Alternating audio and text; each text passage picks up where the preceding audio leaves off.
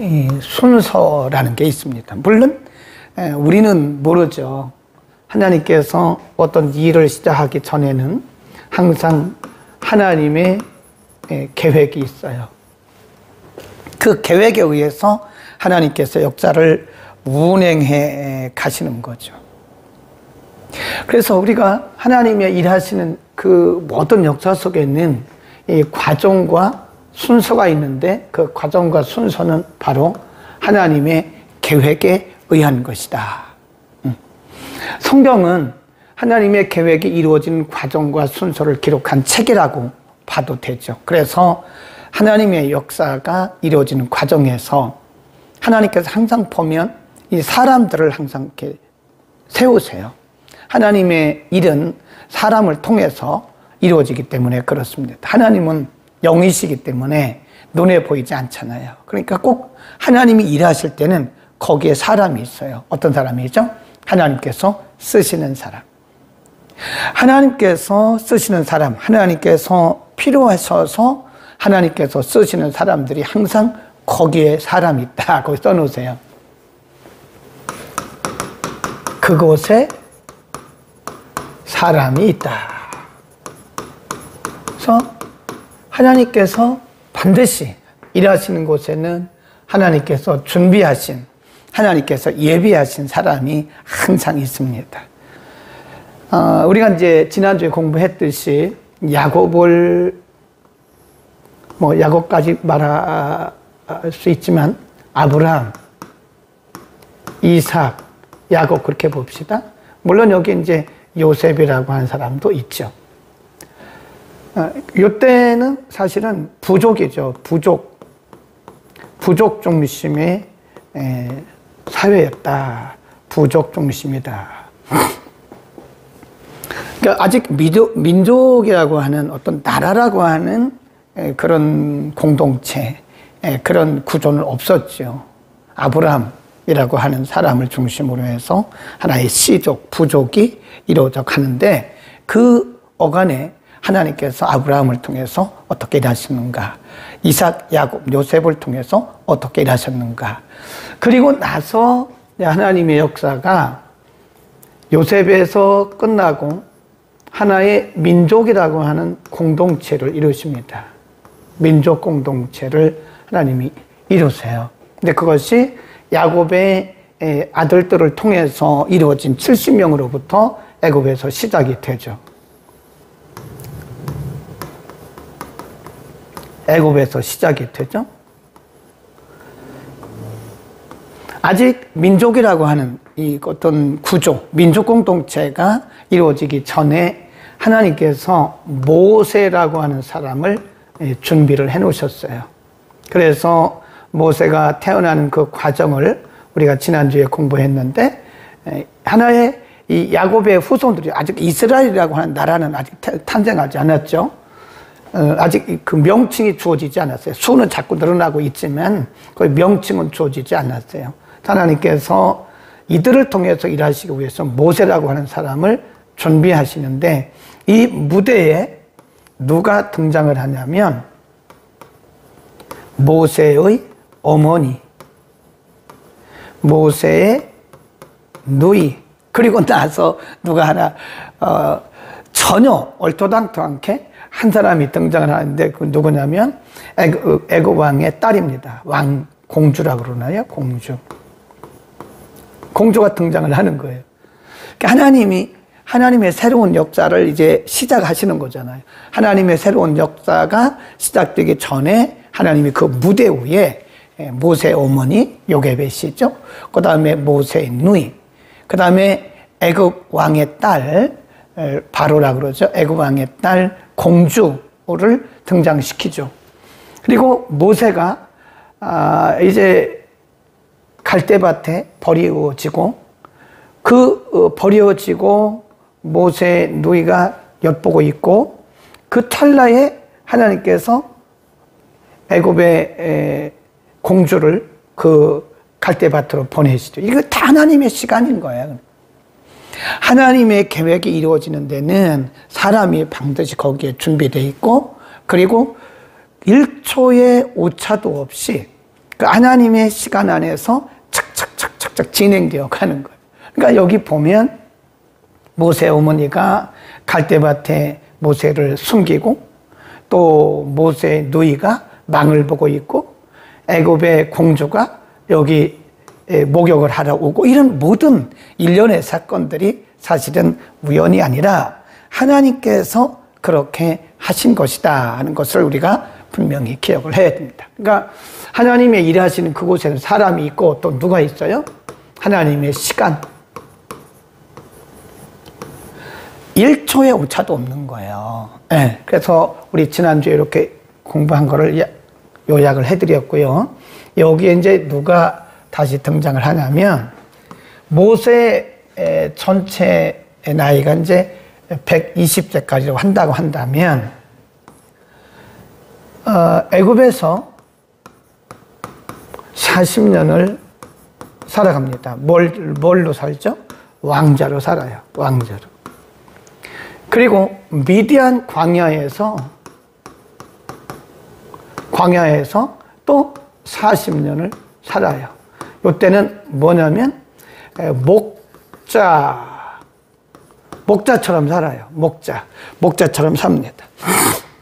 그때 이제 여기서 그 미디안 광야에서 한 사람을 만나죠. 그것이 이제 2장에 나오죠. 미디안의 제사장. 그러니까 그 사람이 사실 뭐 하나님을 섬기거나 그런 사람은 아닌데, 이 사람과 모세가 만나요. 그래서 그의 딸 시보라와 결혼을 하고 아들을 낳는 그런 과정, 일련의 과정들이 40년 광야 동안에 있어요. 그리고 40년이 찼을 때, 그러면 그때가 벌써 모세의 나이가 80세가 되어가는 거 아닙니까? 모세의 나이가 80이 되어가고, 그러니까 40년 애굽에서의 왕자로서의 참 아주 호화로운 그런 삶을 살았고, 왕자로서의 훈련을 받았고요. 여기서 목자로서의 또 야성적인 훈련을 받았어요. 80의 부름을 받아가지고 40년 동안 이제 광야에서, 광야2죠. 광야에서 이스라엘 백성들을 인도해내는데 그게 40년입니다. 이게 지도자로서의 40년을 또 광야에서 지나게 돼. 한번 잘 보자고요. 우리가 모세 개인의 삶을 잘 살펴보면요, 하나님께서 80의 모세를 지도자로 부르시고 40년 동안 쓰시기 위해서 하나님께서 80년 동안 그를 훈련하신 거예요. 하나님이 우리를 쓰실 때는요, 그냥 막 쓰시지는 않아요. 반드시 과정을 거칩니다. 하나님께서 쓰시는 기간이 우리는 뭐 얼마인지 모르죠. 이렇게 모세 같은 경우는 다 끝나고 나서 보니까 그렇다. 그래서 40년 동안 무슨 훈련을 시켰냐면, 앞으로 모세가 광야에서 지도자로 살아가야 되잖아요. 지도자로 살아가려면 학문적인 그런 것도 있어야 돼요. 예, 리더가 전혀 학문적인 그런 것도 없으면 어떻게 백성들을 끌어갈 수가 있겠어요. 거기서 왕자로 살아가면서 애굽의 학문도 배웠고, 애굽의 문학도 배웠고, 문화도 배우고, 이러면서 하나님께서, 모세는 몰랐지만 40년 살면서 지도자로서의 훈련을 또 애굽 왕궁에서 하신 거예요. 그리고 여기서 이제 자기 살인한 것이 드러나니까 미디안 광야로 도망치잖아요. 거기서 광야 생활을 하는 거예요. 그때 목자로 살아갑니다. 그러니까 그때 하나님께서 여기서는 야성적 훈련을 시킨 거예요. 여기서는요, 인성적이고 학문적인,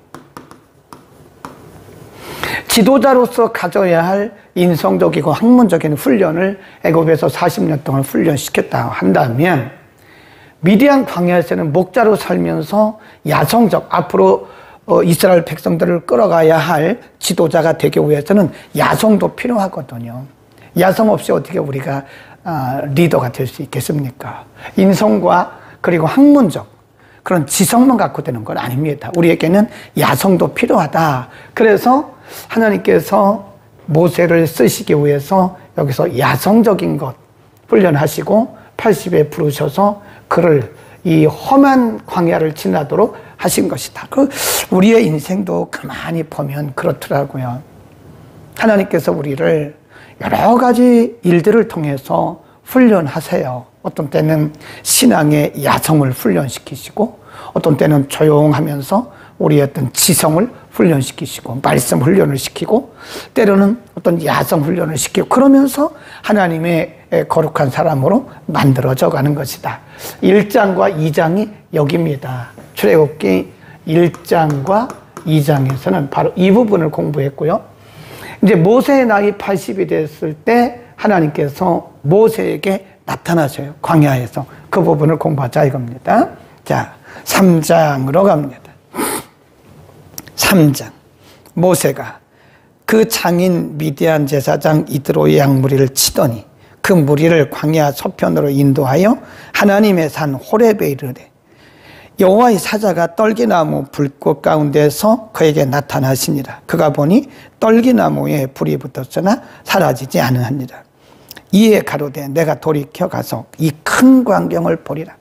떨기나무가 어찌하여 타지 아니하는고 하는 동시에 거기서 하나님께서 떨기나무 가운데서 말씀을 하세요. 5절에 보면 모세야 모세야 부르시죠. 4절에서 모세야 모세야 하시매 내가 가로되 내가 여기 있나이다. 하나님이 가라사대 이리로 가까이 하지 말라. 너의 선 곳은 거룩한 땅이니 내 발에서 신을 벗으라. 그래. 여기를 우리가 뭐라 그러냐면 모세의 나이 80이 되었을 때 80세에 하나님께서 모세를 부르십니다. 여기 보시면 하나님의 부르심. 하나님께서 모세를 부르세요. 그동안 뭐 했다고 그랬죠? 40년은 인성과 지성을 위한 훈련, 앞으로 지도자가 되기 위해서 가져야 할 덕목들을 애굽의 왕궁에서 왕자로서 쌓게 하시고, 그 다음에 그 기간이 끝나니까 40년 동안은 미디안 광야에서 야성 훈련을 다 하신 다음에 그 시간이 되었을 때 하나님께서 모세에게 나타나셨어요. 이 소리는 아무도 못 듣습니다. 모세만 듣는 거예요. 모세만. 하나님이 모세야 모세야 이렇게 부르시는데 모세의 장인 이드로가 들었나? 못 듣습니다. 모세 아내 시프라가 들었나? 못 듣습니다. 그래서 이걸 우리가 이제 다르게 말하면 소명이라고 그래요. 하나님께서 우리를 부르실 때 우리가 그걸 소명이라고 그러는데요. 사람들이 그래요. 예를 들어서 A라는 사람이 있는데 이게 본인입니다. A라고 하는 사람이 본인이에요. 본인. 근데 옆에서들 말을 하는 거예요. 자꾸. 집사님, 신학교 가야 되는 거 아니에요? 신학교 가세요. 내가 기도 중에 집사님은 신학교 가야 된대요. 옆에 자꾸 말을 하는 거예요. 근데 본인에게는 아무런 감각이 없어요. 이것은 때가 아직 안 되었거나 아니면 아니라는 거예요. 자기는 아무런 어떤 소명감도 없고 하나님의 부르심에 대한 그런 확신도 없어요. 근데 기도한다는 사람들이 자꾸 말하기를 내가 기도 중에 당신은 뭐 신학교 가야 된다고 내가 봤다, 내가 들었다, 뭐 그런 음성을 들었다. 그런데 그것은 아닐 가능성이 크다는 거예요. 하나님께서 부르실 때 하나님은 모세에게 제일 먼저 부르셨어요. 모세야, 모세야. 2번이나 모세야, 모세야. 이게 소명이라고 그러거든요. 그때 모세의 장인 이드로도 듣지 못했습니다. 이드로가 말하기를 이드로야, 모세야, 내가 하나님께 음성을 들었는데 너는 앞으로 지도자가 될 것이대. 그거 아니잖아요. 그러나 이런 것은 있습니다. 이렇게 이제 외부의 사람들이 주변에 있는 사람들이 자꾸 나한테 그런 얘기를 하는 거예요.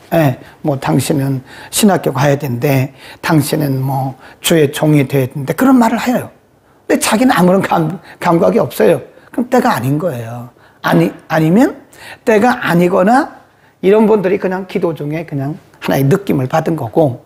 근데 중요한 것은 하나님께서 우리를 부르실 때는요, 반드시 본인에게 먼저 옵니다. 본인에게 먼저 와요. 그러니까 누가 무슨 얘기를 해도 본인이 아니면 아닌 거예요. 예. 본인은 그런 하나님의 소명이 전혀 없는데, 하나님께서 나를 부르셨다고 하는 소명이 없는데, 다른 사람들이 자꾸 이렇게 얘기해서 신학교 간 사람은 나중에 보면 1학년, 2학년 때 다 스스로 자퇴를 하더라고요. 나는 아닌 것 같다고. 나는 아닌 것 같다고 그래서 자퇴를 해요. 이런 경우는 있다니까요. 본인이 그걸 내소라 그래요. 내소. 이 내소란 말은 이런 소자가 아닙니다. 부를 소자입니다. 이런 소예요. 내소. 본인에게 어떤 내소가 왔어요.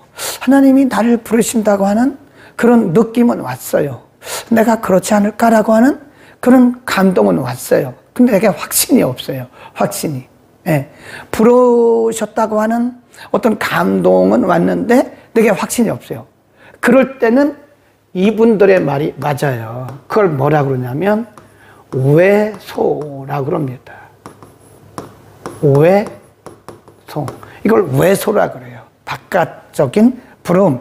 그래서 하나님이 내소와 외소를 통해서 하신다 하는 거죠. 어떤 때는 내소만 받고 내적인 소명, 내 자신의 내적인 소명만을 받고 움직이는 사람도 있고, 어떤 경우에는 확신이 없으니까 하나님이 주변의 사람들을 통해서 이렇게 외소를 주신 경우도 있다.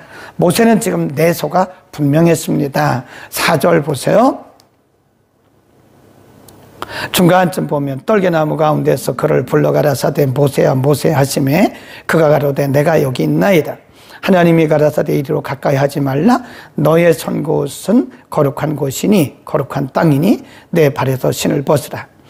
그 다음에 6절 보세요. 하나님께서 모세를 부르셨는데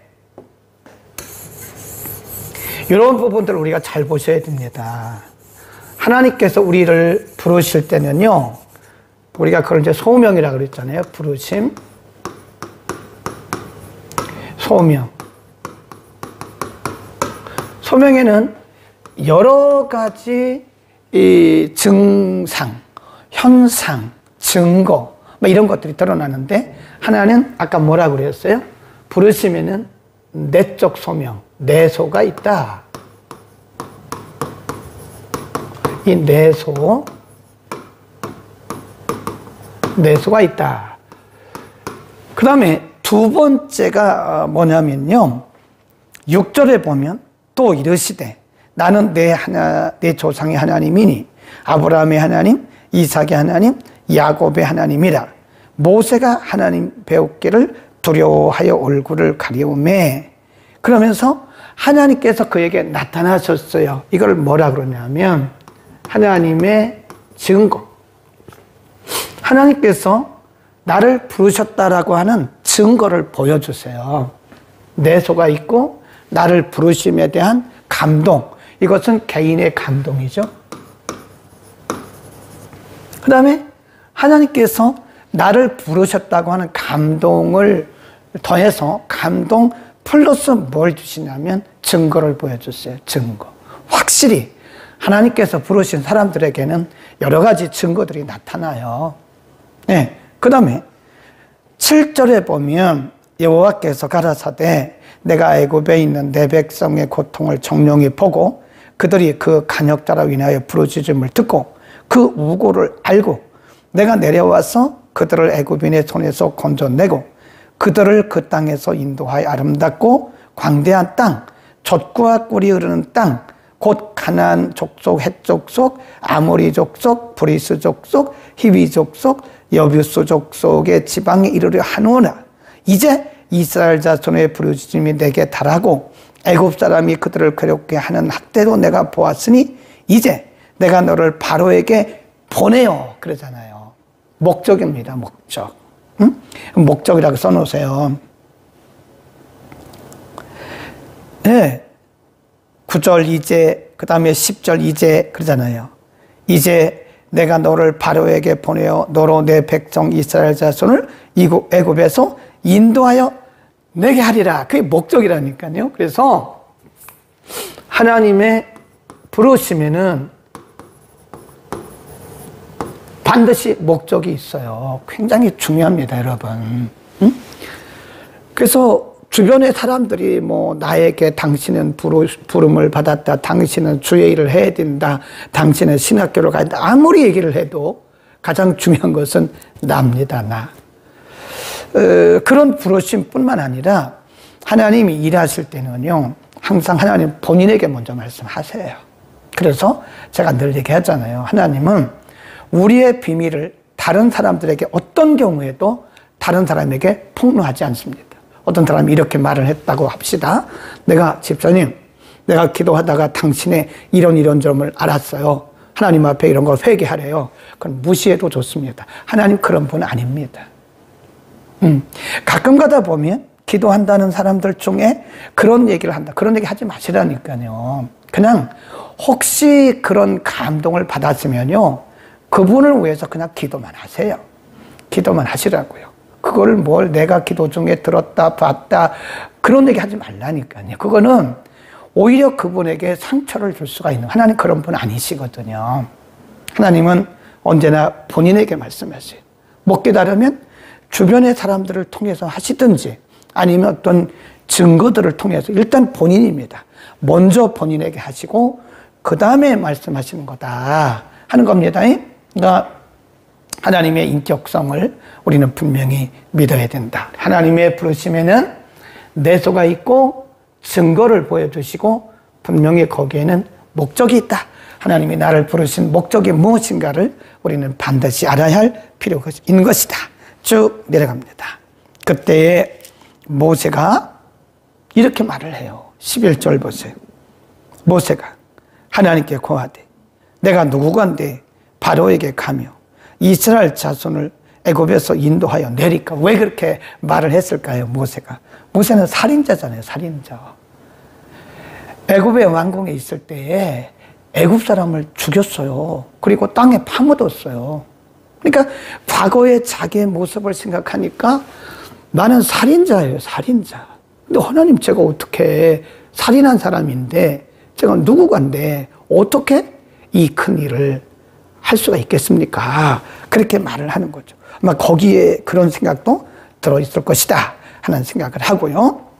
12절 하나님이 가라사대 내가 정녕 너와 함께 있으리다. 네가 백성을 애굽에서 인도하여 낸 후에 너희가 이 산에서 하나님을 섬기리니 이것이 내가 너를 보낸 뭐라 그래요? 증거다. 증거다. 13절 또 보세요. 모세와 하나님이 계속 지금 대화하는 장면이에요. 네. 13절 모세가 하나님께 고하되 내가 이스라엘 자손에게 가서 이르기를 너희 조상의 하나님이 나를 너희에게 보내셨다 하면 그들이 내게 묻기를 그의 이름이 무엇이냐 하리니 내가 무엇이라고 그들에게 말하리까? 그때 하시는 말씀이 뭐냐? 나는 야훼다. 이게 야훼입니다. 14절 하나님이 모세에게 이르시되 나는 스스로 있는 자니라 여호와. 또 이르시되 너는 이스라엘 자손에게 이같이 이르기를 스스로 있는 자가 너를 너희에게 보내셨다 하라. 이걸 뭐라 그럴까요? 네 번째, 확신. 하나님이 부르실 때는요, 확신을 주세요. 네. 모세가 자신이 없다 그랬잖아요. 하나님, 제가 애굽에서 사람을 죽인 살인자인데, 그 뒤에 가면 또 얘기해요. 또 핑계를 대면서 하나님 저 말 못해요. 그러니까 하나님께서 걱정하지 마. 내가 너와 정령, 그 말은 반드시 너와 함께 할 것이다. 내가 함께 할 것이다. 그리고 그에게 증거로 뭘 주시냐면 나는 스스로 있는 자야. 스스로 있는 자라, 그 말은 여호와란 뜻입니다. 여호와. 하나님의 이름이에요. 이게 이제 야훼죠. 야훼. 나는 야훼니라. 나는 여호와니라. 라고 하나님이 자기 자신을 증거하죠. 계시하셨어요. 네, 이걸 뭐라 그래요?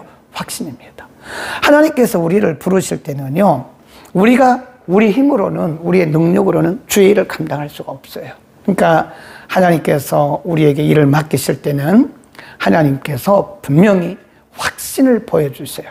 내가 하는 일이, 그러니까 우리가 하는 일이 내 일이 아니라 하나님의 일이기 때문에 하나님이 함께 하신다는 증거를 반드시 보여주십니다. 그러니까 여러분, 우리가 하나님께서 우리를 부르시면 그냥 아멘 하시면 돼요. 그냥 우리는 아멘 하고 나가시면 나머지는 누가 하세요? 하나님이 하십니다. 내가 하려고 하니까 두렵고, 내가 하려고 하니까 부담스럽고, 내가 하려고 하니까 못한다고 말을 하는 거예요. 그러나 하나님께서 부르셨기 때문에 하나님이 하실 것이다, 하나님이 하신다 라고 우리가 믿는다면 그냥 아멘 하면 됩니다. 어차피 우리가 못해요. 어차피 주의 일은 우리가 하는 게 아니에요. 하나님의 일은 하나님이 하시는 거다. 아멘, 아멘. 하나님이 하시기 때문에 우리는 순종만 하고 나가면 된다. 하나님께서 증거를 보여주셨다 그랬습니다. 모세가 계속 하나님, 저는 못해요 막 그러니까 하나님이 계속 그에게 이렇게 말씀을 주시는 거예요. 15절, 하나님이 또 모세에게 이르시되 너는 이스라엘 자손에게 이같이 이르기를 나를 너희에게 보내신 이는 너희 조상의 하나님 곧 아브라함의 하나님, 이삭의 하나님, 야곱의 하나님 여호와라 하라. 이는 나의 영원한 이름이라 그러잖아요. 이름, 야훼. 이건 나의 이름이라 라고 말씀을 하는 거예요. 16. 너는 가서 이스라엘 장로들을 모으고 그들에게 이르기를 여호와 너희 조상의 하나님 곧 아브라함과 이삭과 야곱의 하나님이 내게 나타나 이르시되 내가 진로 너희를 권고하여 너희가 애굽에서 당한 일을 보았노라 쭉 하면서 19절 보세요. 그때 하나님께서 모세에게 계속 자신이 없다고 말하는 모세에게 또 이렇게 말씀하세요. 19절, 내가 아노니 강한 손으로 치기 전에는 애굽 왕이 너희의 가기를 허락지 아니하다가 내가 내 손을 들어 애굽 중에 여러 가지 이적으로 그 나라를 친 후에야 그가 너희를 보내리라. 내가 애굽 사람으로 이 백성에게 은혜를 입히게 할지라.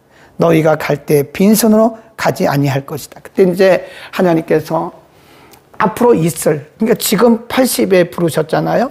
그리고 얼마 있다가 이제 모세가 순종하고 가면서 이스라엘 백성들을 끌고 애굽에서 나와요. 근데 앞으로 일어날 일들에 대해서 하나님 미리 말씀하시는 거예요. 이제 그걸 뭐라 그러냐? 하나님께서 미리 그에게 증거, 이거는 이제 부르심에 대한 증거고요. 증거를 보여주시는데 하나님의 역사하심의 증거예요. 증거. 이거는 개인의 부르심에 대한 증거고, 이거는 내가 하나님 앞에 순종하고 갔을 때 하나님이 나를 통해서 어떻게 일하시는가, 하나님의 하나님 되심의 증거들을 하나님께서 보여주신다 하는 거예요. 4장 가보세요. 모세는 아직도 자신이 없어요. 자신이 없습니다. 그러니까 또 이렇게 말해요. 모세가 대답하여 가로되 그러나 그러잖아요. 그러나 하나님, 그렇기는 한데요. 그렇기는 한데요. 그런 얘기입니다. 그러나 그들이 나를 믿지 아니하며 내 말을 듣지 아니하고 이르기를 여호와께서 내게 나타나지 아니하셨다 하리니 여호와께서 그에게 이르시되 네 손에 있는 것이 무엇이냐? 그가 가로되 지팡이입니다. 땅에 던지니 그것이 뱀이 된지라. 모세가 뱀 앞에서 피하며 여호와께서 모세에게 이르시되 네 손을 내밀어 그 꼬리를 잡으라. 그가 손을 내밀어 잡으니 그 손에서 또 지팡이가 된다. 5절, 또 가라사대 이는 그들로 내 조상, 그 조상의 하나님 곧 아브라함의 하나님, 이삭의 하나님, 야곱의 하나님 여호와가 내게 나타난 줄을 믿게 함이라. 하나님이 두 번째 증거를 또 보여주세요. 계속 못 간다고 그러니까 하나님이 또 증거를 또 보여주세요. 내 손을 품에 넣어라.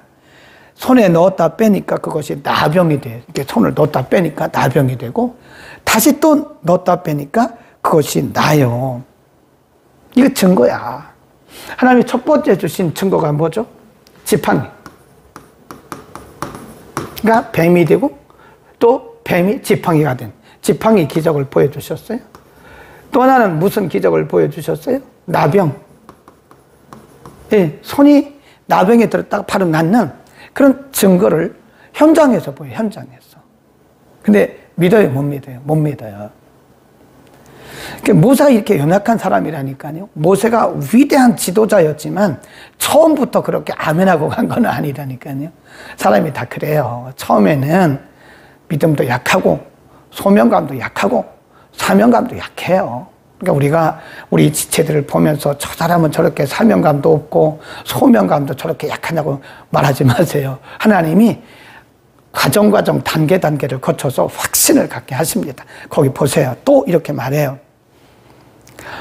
10절입니다. 모세가 여호와께 구하되 주여 나는 본래 말에 능치 못한 자라 주께서 주의 종에게 명하신 후에도 그러하니 나는 입이 뻣뻣하고 혀가 둔한 자입니다. 원래 실제로요 모세는 말더듬이었대요. 말더듬이. 말을 잘 못했다고 그러더라고요. 말더듬이. 그러니까 우리가 완벽해서 부름받는 건 아니에요. 네. 그러니까 자기 약점을 다 드러내는 거 아닙니까? 하나님 제가 말도 못하는데 어떻게 해요? 또 얘기하는 거예요. 그러니까 하나님 말씀하시기를 여호와께서 그에게 이르시되 누가 사람의 입을 지었느뇨? 누가 붕어리나 귀머거리나 눈 밝은 자나 소경이 되게 하였느뇨? 나 여호와가 아니뇨? 이제 가라. 내가 내 입과 함께 있어서 할 말을 가르칠 것이다. 그러니까 모세가 또 절망적인 얘기를 해요. 하나님이 지금 모세를 계속 설득하시는 거예요. 설득하시고 모세가 이렇게 말합니다. 하나님 그냥 보낼 만한 자를 보내시죠. 그 말이 말도 잘하고 믿음도 좋고 능력도 있고 이런 사람을 보내시죠. 저는 안 되겠는데요? 그런 말이에요. 네. 그러니까 하나님이 이렇게 말씀하십니다. 14절 여호와께서 모세를 향하여 노를 바라시고 가라사대 레위 사람 내 형 아론이 있지 아니하냐? 그의 말잘함을 내가 아노라. 그가 너를 만나러 나오나니 그가 너를 볼 때 마음이 기뻐할 거야. 기뻐한다 그 말은 감동이 있을 것이다. 내가 내 입과 그의 입에 함께 있어서 너의 행할 일을 가르치리라. 16절 그가 너를 대신하여 백성에게 말할 것이니 그는 내 입을 대신할 것이요 너는 그에게 하나님과 같이 될 것이다. 형이잖아요, 형. 그런데도 하나님께서 그 아론을 모세의 대변인으로서 대변인. 그리고 형은 형이지만 너는 그에게 하나님 같은 존재가 될 것이다 라고 말씀하는 거예요. 권위를 의미하는 거죠. 자, 뭘 주셨죠? 여기 영어로 쓰지 말 걸 괜히 영어로 썼네. 가, 나, 다, 라, 마, 파. 네. 뭘 주셨죠? 사람. 사람을 붙여주세요.